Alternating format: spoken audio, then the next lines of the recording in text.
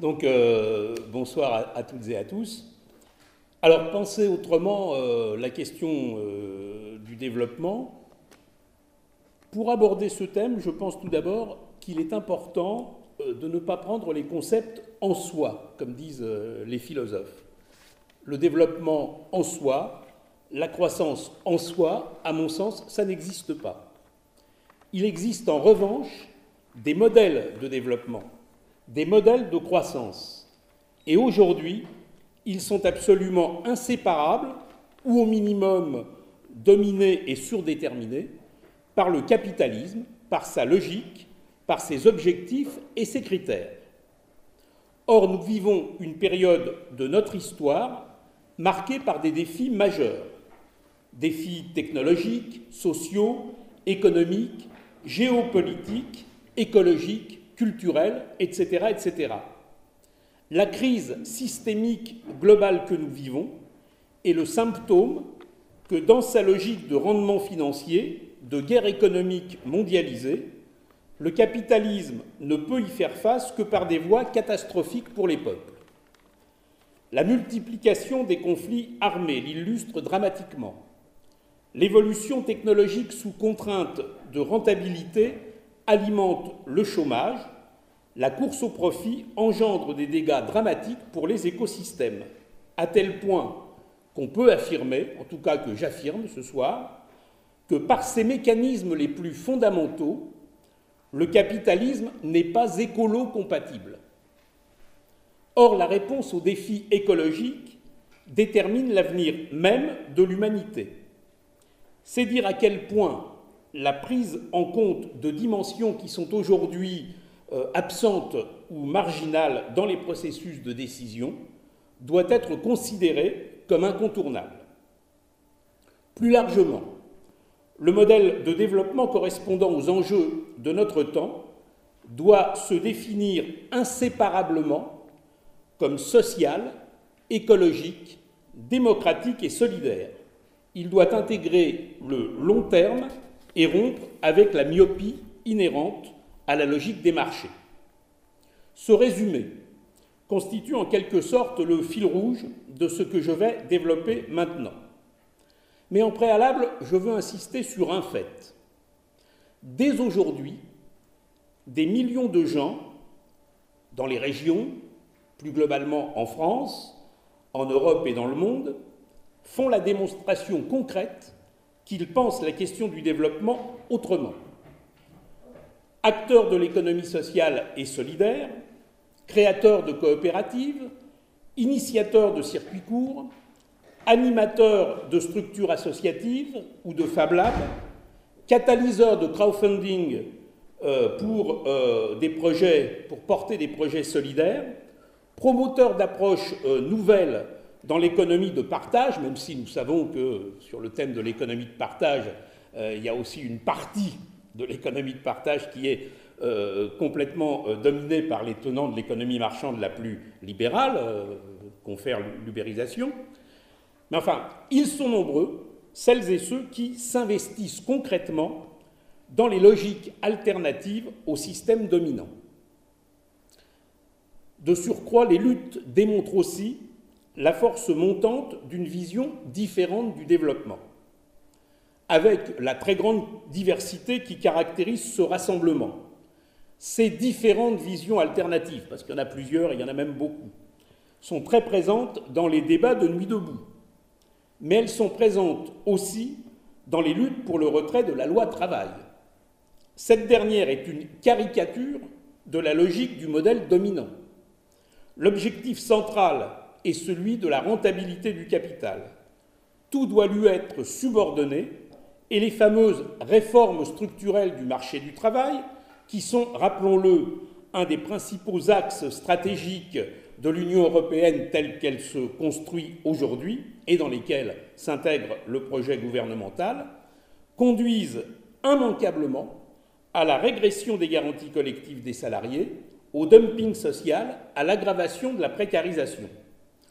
Tout l'enjeu est donc que ces luttes et ces nouvelles pratiques, que cette énergie de la société que je viens d'évoquer, puisse prendre progressivement le dessus. penser autrement le développement, c'est aussi, par beaucoup d'aspects, travailler au dépassement du capitalisme. Alors j'ai parlé il y a quelques instants d'une conception du développement social, écologique, démocratique et solidaire. Je vais essayer d'aborder très brièvement ces 4 caractéristiques d'un objectif qui en réalité structure bien des actions concrètes, bien des mobilisations, et qui peut être le substrat d'un projet politique plus global. Évidemment, je m'empresse de préciser que ces caractéristiques ne doivent pas être comprises comme étant simplement juxtaposées. Je ne vais pas décrire une construction en silo. Il faut au contraire avoir conscience, dès le départ, des interactions qui existent entre elles. Le social est par exemple inséparable de la démocratie. Cette dernière est indispensable à l'écologie. Et je pourrais faire les différentes liaisons, interactions indispensables. Alors, premièrement, la conception du développement porté est inséparable de sa dimension sociale. Ses objectifs premiers sont de répondre aux besoins des populations et de préparer l'avenir dans une optique de progrès humain durable. J'ai bien sûr conscience que ces 3 concepts, besoin, progrès humain durable, avenir, ouvrent sur des débats qui, pour chacun d'entre eux, peuvent être fort longs. Je n'ai malheureusement pas le temps d'en développer tous les aspects, mais nous pourrons y revenir dans le débat si vous le souhaitez. Je veux juste indiquer que dans mon propos, la réponse aux besoins correspond à une définition large, incluant non seulement les besoins de base, mais aussi les aspirations, les désirs, les appétences, qu'elle inclut le développement des services publics, santé, éducation, énergie, transport, logement, distribution de l'eau, culture, environnement, etc., etc. Autant de sujets qui structurent notre vie quotidienne. Je veux préciser que le raisonnement que je vais tenir tient compte du fait que les besoins sont façonnés par les rapports sociaux, par les modes de vie, par les modèles de représentation inhérents à une société donnée.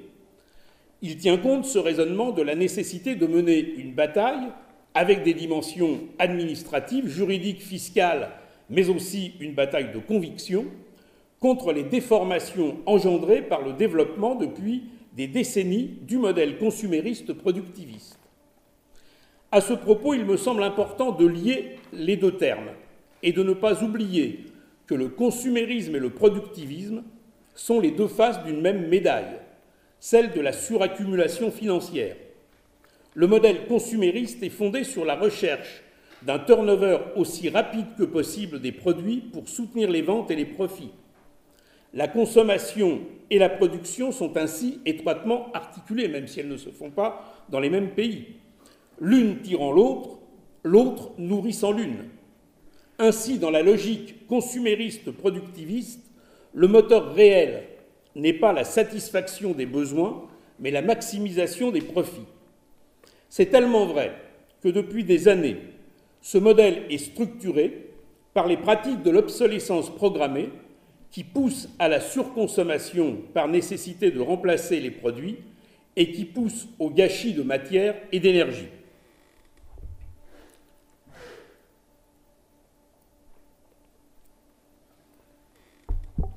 Le progrès humain, quant à lui, renvoie à l'idée d'émancipation, d'épanouissement et de développement des potentialités de chacun et de tous. Ces idées sont au cœur des combats de ce que j'appellerais, pour me faire comprendre, la gauche de gauche tout au long de son histoire. Ce combat part du constat que ces aspirations au bien vivre, le bien vivir si présent dans les débats latino-américains, doivent se concrétiser dans les différents domaines qui conditionnent notre existence et que ces aspirations peuvent se réaliser en pratique. Opérer un fort mouvement d'amélioration des conditions de travail et de vie dans la majeure partie des pays du monde. Dans des pays comme le nôtre, empêcher non seulement les régressions envisagées ou mises en œuvre partout en Europe ou dans d'autres pays développés, mais plus encore, conquérir de nouveaux systèmes d'organisation sociale, de nouvelles garanties collectives, pour être par exemple capable de faire face, dans des conditions soutenables, au choc que peut induire sur l'emploi la révolution numérique sont quelques-unes des questions à l'ordre du jour. Pour concrétiser mon propos, je dirais que ce qu'appelle la période dans laquelle nous sommes entrés, c'est d'une part une réduction très importante de la durée du travail, par exemple, et c'est en même temps une véritable sécurité sociale professionnelle et non cette réforme régressive du droit du travail. Cela permet d'illustrer la nature des débats qui peuvent exister à partir de choix extrêmement différents et de conceptions extrêmement différentes de ce qu'est le développement. Mais chacun comprend bien qu'en partant de cette vision large de la réponse aux besoins, je prends déjà parti sur une question essentielle, celle du développement, justement.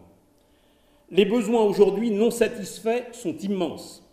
C'est évident dans l'immense majorité des pays du monde, tout particulièrement en Afrique, mais pas seulement.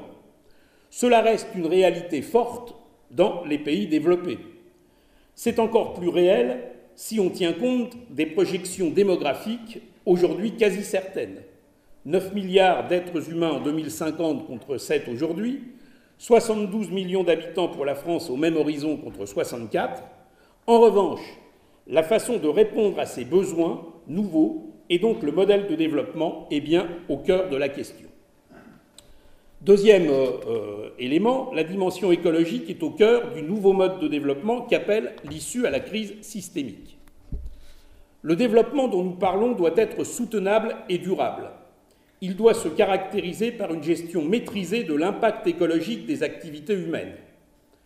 La lutte pour maintenir le réchauffement climatique bien en deçà des 2 degrés, pour reprendre le texte de la COP 21, est d'une importance capitale pour notre futur et elle dépend pour beaucoup des décisions concrètes des États et de leur capacité à résister aux pressions des différents lobbies et notamment à ceux des multinationales et des fonds financiers. Les ressources fossiles ne sont pas illimitées, donc leur gestion responsable est devenue un impératif absolu. Toutes les voies pour leur substituer des ressources renouvelables doivent être explorées pour dégager des solutions. Et il existe beaucoup d'expériences et de recherches à ce propos. La préservation des écosystèmes doit désormais être considérée comme une dimension à intégrer dans les différents projets de développement, sans jamais oublier que les humains sont partie constitutive des écosystèmes.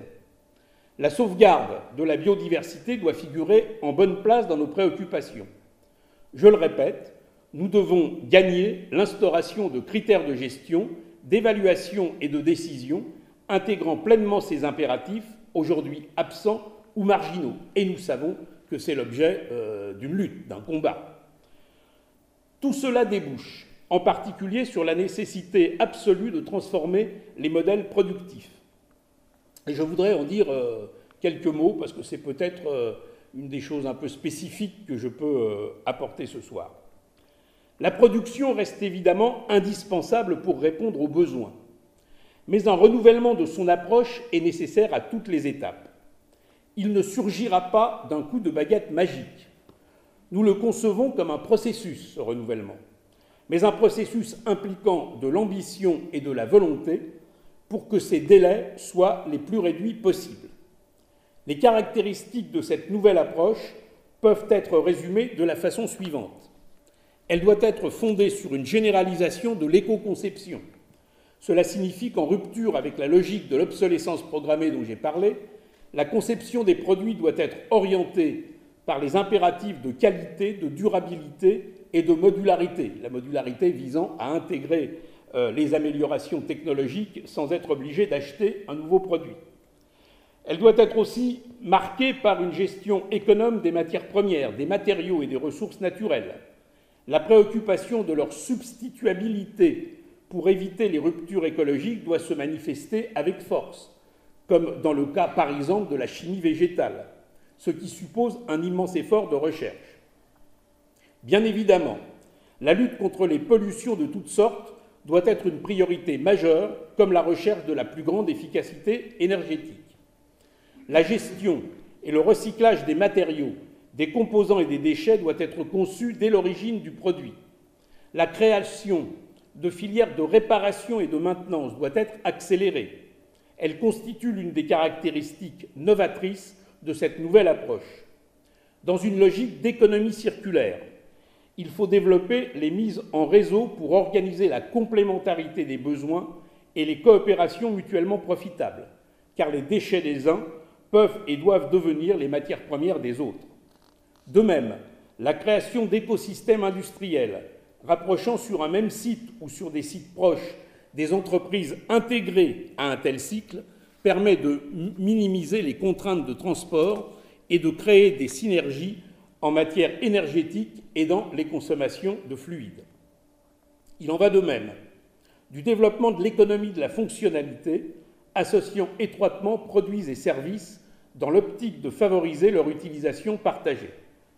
Comme on le voit, contrairement à certaines visions que je juge étroites et passéistes, industrie et écologie peuvent faire l'objet d'un même combat.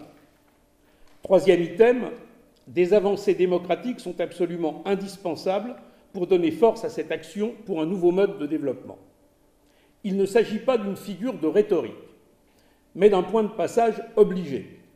Les nouveaux critères de gestion que j'évoque, les stratégies de long terme soucieuses de l'ensemble des dimensions que je viens de mentionner, tout cela ne verra pas le jour du fait de la bonne volonté des actionnaires et des fonds financiers qui dominent l'économie, les marchés et les entreprises.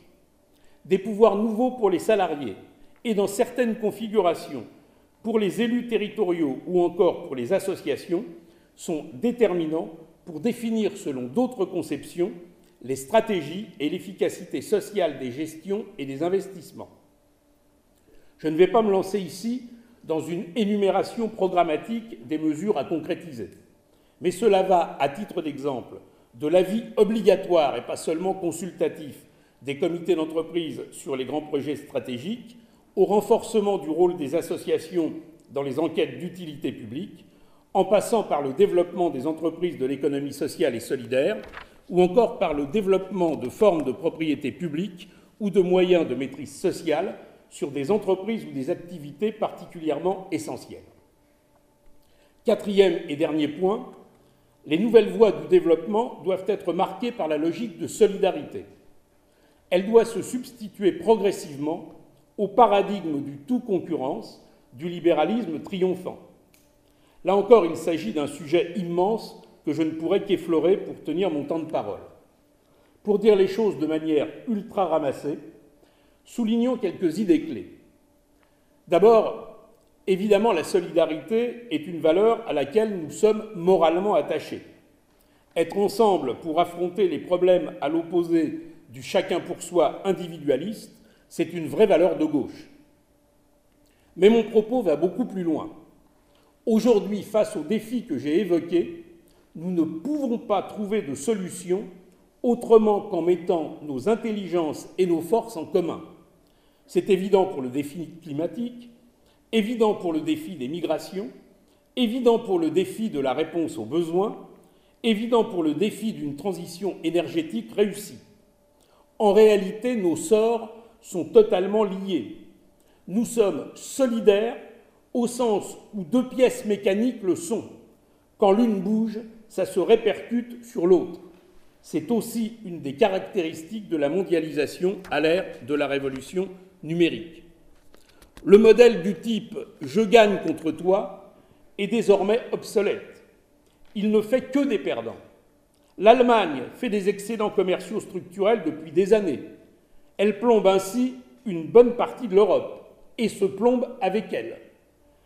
On voit bien que le modèle chinois de ces 30 dernières années, fondé sur la priorité absolue à l'export, n'est pas durable. En enfonçant leurs sous-traitants à force de leur demander des prix bas, les grands groupes français se sont affaiblis eux-mêmes. Avec le modèle du tout concurrence et du low cost, on tue les services publics, on ravage l'agriculture.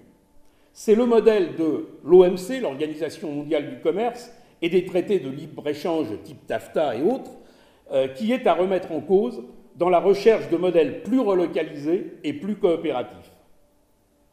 Cette approche doit notamment irriguer toute la réflexion montante sur les communs, réflexion qui n'est pas sans débat ni contradiction et qui pourrait d'ailleurs un jour faire l'objet d'un débat spécifique dans notre sein. En tout état de cause, la notion de bien commun est en train de s'installer, nous devons la porter en avant.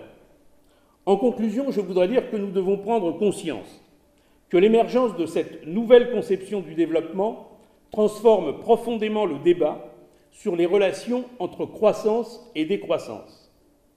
Grâce à la meilleure qualité, à la plus longue durabilité des produits, à la possibilité de les modifier ou de les améliorer, ce modèle en devenir porte en lui des éléments évidents de décroissance, mais pas au détriment de la réponse aux besoins.